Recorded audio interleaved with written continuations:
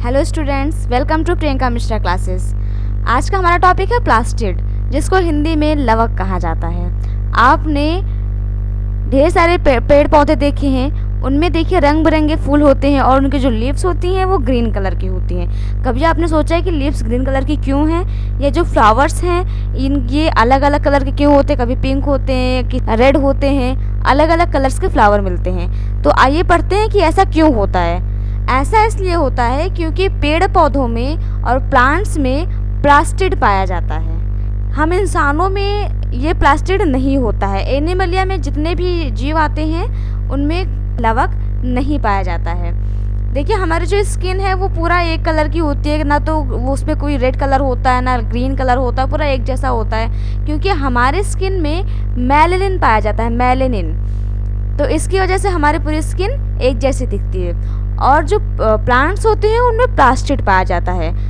जो प्लास्टिड होता है उसको लवक कहा जाता है। वो 3 प्रकार के होते हैं या फिर there are divided in 3 types. ये देखिए, पहला क्या है? Chloroplast, chromoplast and leucoplast. Chloro word आया है, आपने ये तो सुना ही होगा कि जो प्लांट्स में जो लीव्स हैं उनके कलर ग्रीन क्यों होते हैं। तो कई लोग जवाब देते हैं क्लोरोफिल की वजह से। हाँ, बिल्कुल सही है, क्लोरोफिल की वजह से जो प्लांट्स हैं उनमें जो लीव्स हैं वो ग्रीन कलर की हैं। क्लोरोप्लास्ट जो होता है वो ग्रीन कलर का होता है। क्लोरोप्लास्ट को हिंदी में हरित लवक कहा जाता है। जो हरित लवक होता है वो हरे रंग का होता है, हरे कलर का होता है। और ग्रीन जो होता है वो उसमें क्या पाया जाता है? उसमें क्लोरोफिल पाई जाती है। क्लोरोप्लास्ट में क्या होती है? क्लोरोफिल होती है। तो अगर क्लोरो वर्ड यहाँ पे देखिए, क्लोरो वर्ड यहाँ भी यूज़ है और क्लोरो वर्ड का यूज़ यहाँ भी है। तो अगर क्लोरो वर्ड आता है तो सीधे से उसका मतलब ग्रीन कलर से होता है। तो क्लोरो का मतलब क्या हो गया? ग्रीन। तो हरे रंग से रिलेट है, इसलिए हिंदी में इसको क्या बोलते हैं? क्लोरोप्लास्ट को हरित लवक। प्लास्टिड का मतलब लवक होता है। तो ये तो आपका हो गया प्लास्ट यानी कि लवक का एक पार्ट क्लोरोप्लास्ट, हरित लवक। दूसरा क्या है? दूसरा है क्रोमोप्लास्ट। क्रोमो का मतलब क्या होता है? तो क्रोमो का मतलब होता है रंगीन। रेड, ब्राउन या येलो कलर जो आप देखते हैं फ्लावर्स होते हैं वो कुछ रेड कलर के होते हैं या पिंक कलर के होते हैं, येलो कलर के होते हैं। वो क्यों होते हैं? वो होते हैं क्रोमोप्लास्ट की वजह से। या फिर कुछ लीव्स जो होती हैं, हरी पत्तियां, कभी पत्तियां हरी होने की बजाय आपको ब्राउन भी दिखती हैं। या फिर कोई नई पत्ती होती है, जैसे नीम की नई नई जब पत्ती निकलते हैं तो वो ब्राउन कलर की होती हैं। या फिर कभी येलो कलर की आपने पत्तियां देखी होंगी कि जो ग्रीन जो लीव्स थी वो येलो हो गई हैं। तो ये सब क्यों होती हैं? ये क्रोमोप्लास्ट की वजह से होती है। क्रोमो का मतलब होता है रंगीन लवक, यानी कि अगर कोई रंगीन आप देखते हैं जो फ्लावर होता है उसका जो भी कलर होता है, पिंक भी होता है, वो सब क्रोमोप्लास्ट की वजह से होता है। अब देखिए लास्ट क्या है आपका? Third, leucoplast. ल्यूको का वर्ड आया है। ल्यूको आपने एक जगह और सुना था जब आप WBC पढ़ रहे थे, ब्लड वाला पार्ट। जिन्होंने ब्लड का पार्ट नहीं पढ़ा है, ब्लड के बारे में नहीं पढ़ा है, वो डिस्क्रिप्शन में जा करके वो वीडियो देख सकते हैं। देखिए ये क्या है? ल्यूकोप्लास्ट। जो WBC था उसको ल्यूकोसाइट कहा गया था। ल्यूकोसाइट यानी कि व्हाइट ब्लड सेल्स का दूसरा नाम ल्यूकोसाइट था, मतलब श्वेत रुधिर कणिका। तो व्हाइट से उसको रिलेट किया गया था ल्यूकोसाइट्स को।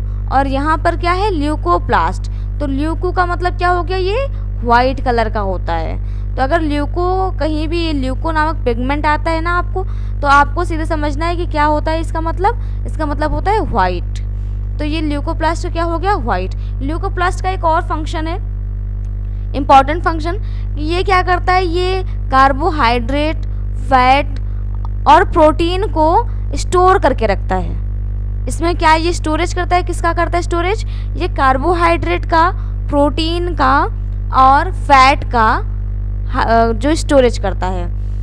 ये कैसे? जैसे पेड़ पौधों में आपने देखा होगा मस्टर्ड का, वो भी तो एक पौधा होता है। तो उसमें जो बीज होते हैं, जो मस्टर्ड होता है, जो जिसमें से आप तेल निकालते हैं, है ना, जिसमें से तेल निकाला जाता है, उसमें देखिए ढेर सारे जो होते हैं फैट उसमें इकट्ठा होता है ना। फिर जब वो फैट जब वो पूरा मैच्योर हो जाता है तब उसमें क्या होता है? उसमें से तेल निकलता है। तो उसमें पहले से यानी कि सारे फैट जो है वो एक ही जगह पे इकट्ठे हैं। तो वो फैट जो स्टोरेज करता है वो क्या करता है, ल्यूकोप्लास्ट करता है। मतलब ये स्टोरेज कहाँ होता है, तो ये ल्यूकोप्लास्ट में होता है। या फिर ढेर सारे पौधे हैं जिसमें कार्बोहाइड्रेट पाए जाते हैं या फिर प्रोटीन पाए, जैसे अरहर की दाल, उसमें प्रोटीन पाई जाती है। तो जो प्रोटीन का स्टोरेज है वो कहाँ हो रहा है, वो प्लांट के ल्यूकोप्लास्ट वाले पार्ट में हो रहा है। Is that clear?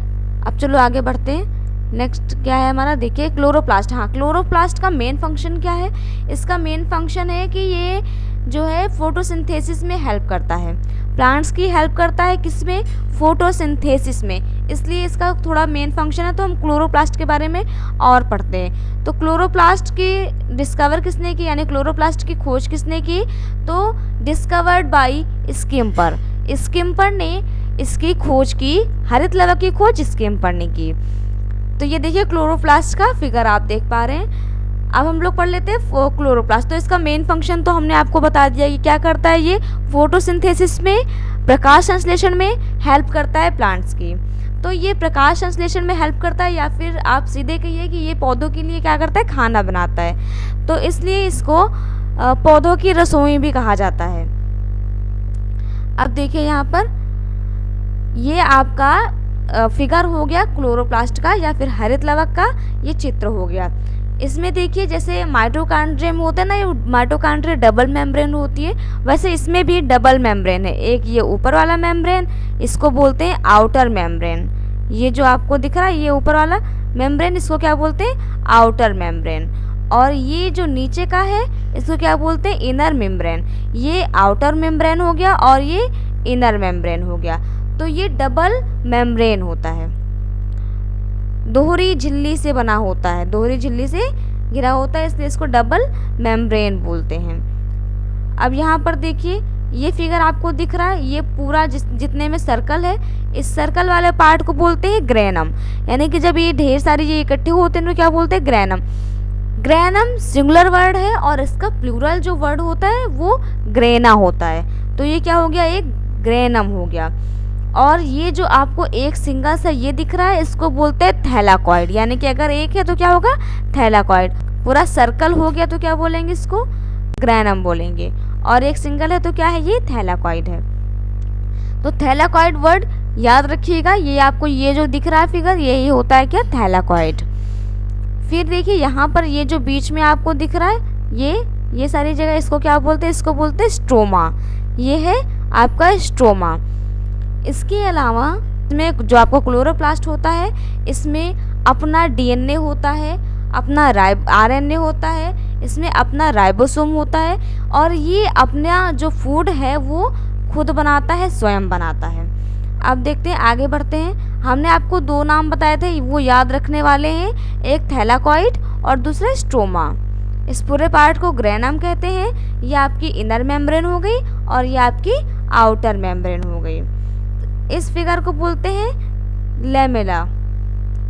अब देखिए आगे क्या है, थैलाकॉइड के बारे में पढ़ते हैं। देखिए जब पौधों पर दिन के समय जब धूप होती है, सूर्य का प्रकाश होता है, तब जब पौधों पर यानी कि जब पौधों के पत्तियों पर धूप पड़ती है यानी कि प्रकाश आता है, तो क्या होता है, जो पत्तियां होती है, पत्तियों में रंध्र पाए जाते हैं। तो उसमें कई सारे रंध्र पाए जाते हैं और रंध्रों की वजह से वो जो धूप है वो पत्तियों में आती है। और जब वो पत्तियों में आती है तो वो इस पार्ट से होते हुए कहाँ आती है, थैलाकॉइड में आती है। वो बाहर से रंध्रों के द्वारा पत्तियों से जो सूर्य की किरणें हैं वो आती हैं कहाँ पर, सूर्य की रोशनी थैलाकॉइड में आती है। और जब थैलाकॉइड में सूर्य की किरणें आती है, सूर्य की रोशनी आती है, देखिए दिन के समय क्या होता है कि जब धूप होती है या सूर्य की ज़्यादा रोशनी मिल रही होती है तो पत्तियां क्या कोशिश करती है, उसको ज़्यादा से ज़्यादा उसको स्टोरेज करने की कोशिश करती हैं। तो वो ज़्यादा से ज़्यादा जो सूर्य की किरणें हैं वो अपने अंदर अब्जॉर्ब करती हैं। वहाँ से सूर्य की रोशनी आगे बढ़ती है तो कहाँ आती है, यहाँ से होते हुए क्लोरोप्लास्ट में आती है। क्लोरोप्लास्ट के बाद कहाँ आती है, थैलाकॉइड में आती है। क्लोरोप्लास्ट के अंदर आती है, फिर थैलाकॉइड में आती है। और जब वो थैलाकॉइड में आती है इस वाले पार्ट में, तो यहाँ पर ढेर सारे इलेक्ट्रॉन उपस्थित होते हैं, प्रेजेंस होते हैं। तो इलेक्ट्रॉन्स क्या करते हैं, जब यहाँ पर आ गया आपकी रोशनी, सनलाइट आ गई, तो क्या करते हैं, वो इलेक्ट्रॉन्स जो हैं वो यहाँ पर जो राउंड स्टेज पे होते हैं वो एक्टिव स्टेज पर पहुंच जाते हैं। तो जब वो एक्टिव स्टेज पहुंच जाती हैं तो यहाँ पर हाइड्रोजन आयन बनने लगता है। तो ये सारी चीज़ें जो है वो कहाँ हो रही हैं, ये हो रही हैं आपके थैलाकॉइड में। इसमें NADP बनता है और ATP, NADP और ATP का मतलब स्टोरेज होता है, बनता है यहाँ पर, कहाँ पर, थैलाकॉइड में। तो ये सारे रिएक्शंस कहाँ हो रहे हैं, ये सारे रिएक्शंस हो रहे हैं थैलाकॉइड में। तो ये देखिए थैलाकॉइड में, इसलिए थैलाकॉइड में दिन के समय, यानी कि हमने आपसे कहा था कि सूर्य की रोशनी आ रही है, यहाँ पर पत्तियों पे पड़ रही है, तो जब दिन के समय ये रिएक्शन हुआ तो इसको क्या बोलेंगे, लाइट रिएक्शन, क्योंकि सूर्य की किरणें पड़ रही है, धूप में ये रिएक्शन हो रहा है, तो इस रिएक्शन को क्या बोलते हैं, लाइट रिएक्शन। और ये लाइट रिएक्शन हो कहाँ रहा है, ये थैलाकॉइड में हो रहा है। क्लोरोप्लास्ट के कौन से पार्ट में, तो क्लोरोप्लास्ट के थैलाकॉइड वाला जो पार्ट है उसमें ये सारे रिएक्शन हो रहे हैं, इसलिए इसको लाइट रिएक्शन कहा जाता है। और सेम यही रिएक्शन होता है स्ट्रोमा में। स्ट्रोमा कहाँ है, स्ट्रोमा ये रहा आपका, ये पूरा ये वाला जो पार्ट है इसको स्ट्रोमा कहते हैं। तो सेम यही रिएक्शन का क्या कहाँ हो रहा है, स्ट्रोमा में हो रहा है। लेकिन स्ट्रोमा में देखिए क्या लिखा है, डार्क रिएक्शन। डार्क रिएक्शन का मतलब ये नहीं कि अंधेरे में हो रहा है या रात में हो रहा है, नहीं, डार्क रिएक्शन में यहाँ पर ये समझाया गया कि ये इसके लिए सूर्य की रोशनी की ज़रूरत नहीं है। सूर्य की रोशनी अगर नहीं भी होगी तो भी ये क्रिया हो सकती है, यानी कि शाम को भी हो सकती है, या फिर जिस दिन धूप नहीं निकली है हल्के उस दिन भी ये क्रिया जो है हो सकती है, या फिर शाम के समय अधिकतर ये स्ट्रोमा में ये क्रिया होती है। इसमें क्या होता है, ये जो NADP और ATP का स्टोरेज है ना, उसको क्या करते हैं, ग्लूकोज के रूप में तोड़ा जाता है, ग्लूकोज के रूप में उसको तोड़ते हैं। तो ये क्रिया कहाँ होती है, ये वाला रिएक्शन जो है वो स्ट्रोमा वाले पार्ट में होता है, तो इसलिए इसको डार्क रिएक्शन कहा जाता है। और इसको कई जगह कैल्विन साइकिल भी बोला गया, इसको कैल्विन साइकिल भी बोला जाता है। जो रिएक्शन स्ट्रोमा में होता है, डार्क रिएक्शन जिसको बोलते हैं, डार्क रिएक्शन को कैल्विन साइकिल भी बोला जाता है।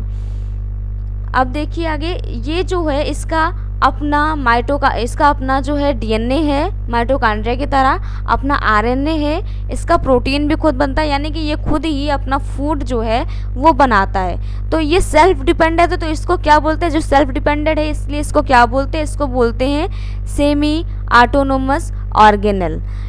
इसको माइटोकॉन्ड्रिया को भी सेमी ऑटोनोमस ऑर्गेनेल बोला जाता है, और क्लोरोप्लास्ट को भी सेमी ऑटोनोमस ऑर्गेनेल बोला जाता है, क्योंकि ये सेल्फ डिपेंडेंट है, इसमें खुद ही अब इसका फूड जो है ये खुद ही बना लेता है। आपको वीडियो पसंद आई हो तो लाइक करें, हमारे चैनल को सब्सक्राइब करें और बेल आइकन दबाना ना भूलें, ताकि हमारे वीडियो की नोटिफिकेशन आपको मिलती रहे। Thank you.